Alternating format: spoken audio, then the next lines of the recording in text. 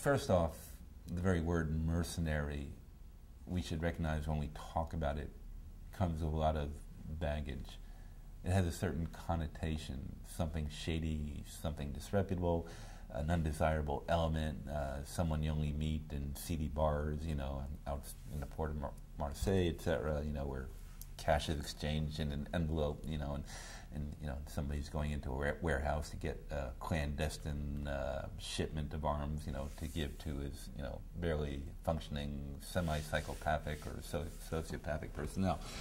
Now, that's great for Hollywood. I'm not sure what, if any, relevance it has for real life.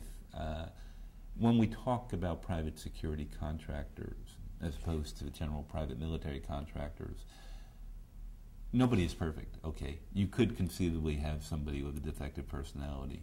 You could have somebody who really does just want to be in it so they can either shoot at a lot of people. You've had cases like that in the regular military forces in just about every country I'm familiar with. But by and large, and I emphasize by and large, and I say by and large, if I were to quantify it, I would say based on the evidence today, it's more than 90%. The people that are employed by such people, the people who are going around and carrying weapons, are fairly solid and reliable folks.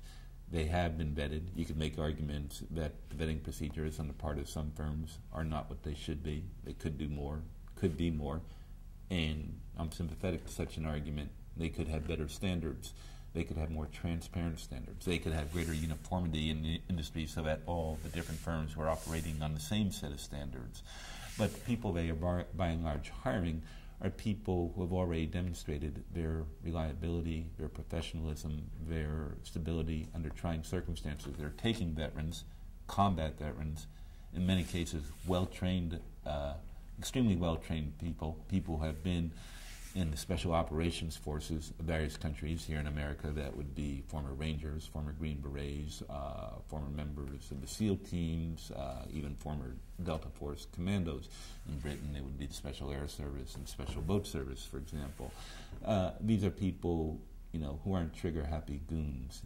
These are people who have been under fire. They know how to hold their fire. They know how only to shoot when they are ordered to or when they have to in pursuit of their jobs. So by and large, I would say I'm probably fairly comfortable with the prospect of having them out in the field carrying weapons in pursuit of the contract that they've been hired to do.